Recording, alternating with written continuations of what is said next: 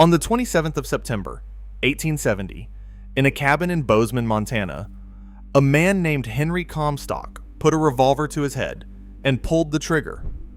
He was 40 years old. He owned nothing. He had been prospecting for a decade and had found nothing worth keeping. The richest silver deposit in the history of the American West bore his name, the Comstock Lode. It would produce over $340 million in gold and silver. It would create some of the wealthiest men in the world. It would build mansions, banks, railroads, and an entire city of 25,000 people carved into the side of a Nevada mountain. And the man it was named after never saw a dime of it.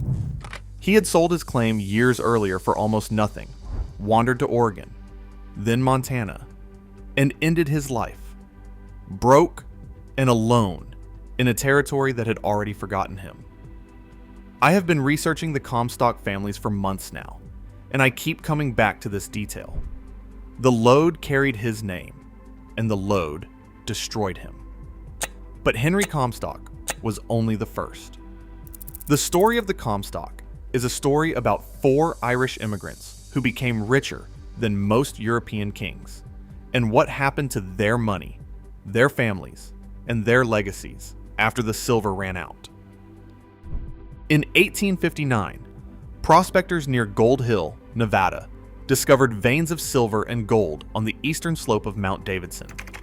The rush that followed created Virginia City almost overnight. By the mid-1870s, it had gas-lit streets, telephone lines, an opera house, and more saloons than anyone bothered to count. For a brief and furious decade, it was the richest place on earth. The men who profited most were not the original prospectors. They never are. The original discoverers sold their claims early, unable to afford the deep mining technology needed to reach the real wealth below. The fortunes went instead to investors, stock manipulators, and engineers who understood that the real money was not in the dirt, but in the machinery that could reach it. 4 of these men became known as the Silver Kings: John Mackay, James Fair, James Flood, and William O'Brien. All 4 were Irish immigrants. Flood and O'Brien ran a saloon on Washington Street in San Francisco, where miners gossiped about silver stocks over drinks. Flood listened carefully. He had a gift for reading the market through the stories of men who had been underground. Mackay was a mining engineer who understood rock the way a surgeon understands bone. Fair was a mine superintendent, ruthless, and universally disliked. In 1872, the 4 pooled roughly $100,000 and bought a cluster of failing claims bundled as the Consolidated Virginia Mining Company. Other investors had walked away. The Silver Kings dug deeper. At the 1,500-foot level, the vein widened to over 50 feet. The ore was so rich that miners had to mix in waste rock just to put it through the stamp mill. They had found the heart of the Comstock Lode, the Big Bonanza. By 1875, the Consolidated Virginia was paying monthly dividends of $1 million. In today's money, that is roughly $20 million per month flowing to 4 men. Their combined peak wealth, adjusted for inflation, exceeded $180 billion.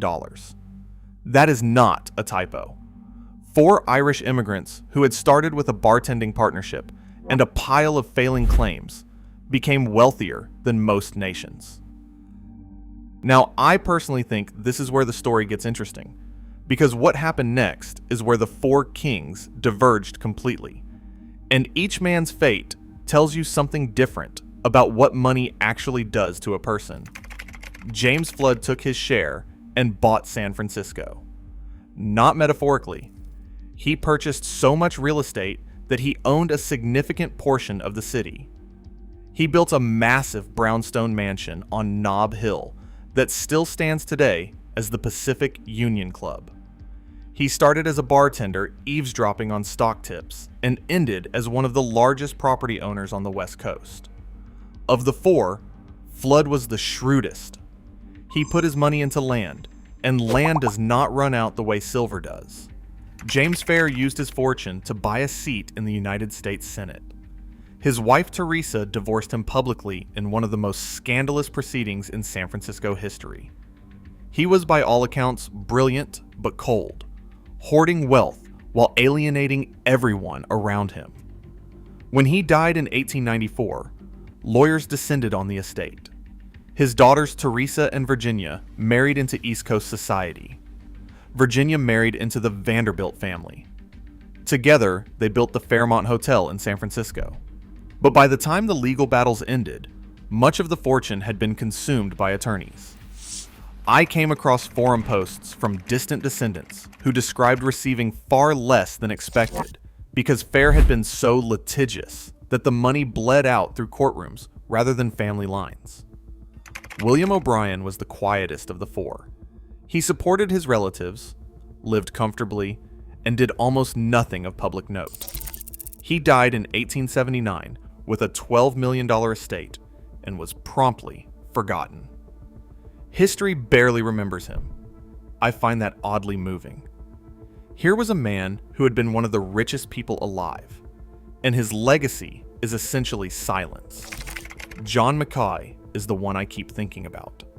Of the four Silver Kings, he is the only one remembered with warmth. During a slow period on the Comstock, Mackay secretly paid a Virginia City grocer to supply food to any unemployed miner. His only condition was that the donations remain confidential. When the Great Fire of 1875 destroyed the center of Virginia City, Mackay donated most of the money to rebuild the only Catholic church, bigger and better than before. After his death in 1902, his wife and son gave millions to found the Mackay School of Mines at the University of Nevada, still operating today. He also backed the commercial cable and postal telegraph company, breaking the Western Union monopoly. He took a fortune built on silver and used it to connect the world. But the Comstock's most extraordinary story belongs to its first millionaires, Sandy and Eilley Bowers. Sandy was a semi-literate prospector. Eilley Oram was a Scottish woman who ran a boarding house in Gold Hill and accepted mining claims as payment when miners could not pay their laundry bills. Their adjacent claims merged when they married, and the combined holding sat on one of the richest veins in the district. They extracted roughly $1 million, half of that profit. As I covered in my earlier video about Old West saloons, the frontier extraction system was designed to separate working men from their money. Sandy and Eilley were different. They were on the winning side. They built the most expensive mansion west of the Mississippi, spending over $400,000 on a granite estate in Washoe Valley, designed by a former governor of California. They toured Europe for 2 years, buying furniture, paintings, and sculptures. They reportedly tried to arrange an audience with Queen Victoria. They could not spend the money faster than the mine produced it. Then the vein ran out. Sandy's health collapsed. He died of lung disease in 1868. Their adopted daughter Persia died in 1874. Eilley tried everything to hold on. She rented rooms in the mansion. She hosted parties.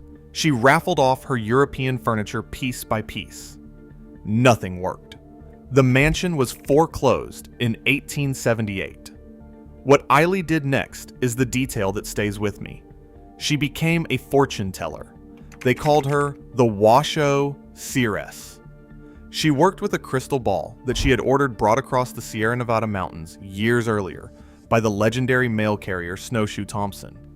The woman who had once tried to meet the Queen of England now told fortunes for coins in Virginia City, Reno, and California, trading on the memory of a wealth that had already vanished. She died in poverty in 1903. Here is what survives. The Bowers Mansion. Still stands in Washoe Valley, now a county park. You can tour the rooms where Sandy and Eilley displayed the furniture they bought in Europe. Flood's brownstone is the Pacific Union Club on Nob Hill. The Fairmont Hotel carries Fair's name. The Mackay School of Mines still teaches students. Virginia City's Main Street is a National Historic Landmark, lined with the original buildings from the boom. The Fourth Ward School is a museum. The mines can be visited. And if you walk through Virginia City on a quiet weekday, you will pass buildings where billions were made.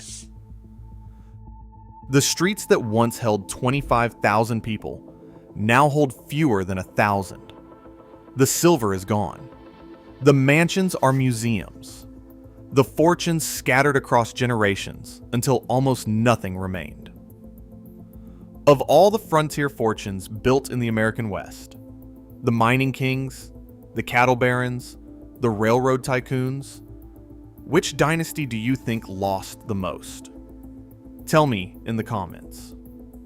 As I mentioned in my video on Old West ghost towns, these places are still standing, still visitable, and still telling stories that Hollywood never bothered to film. If you want to see what happened when one man took his Comstock fortune and built a castle on the California coast that George Bernard Shaw called the place God would have built if he had the money, you are going to want to see the Hearst Dynasty story.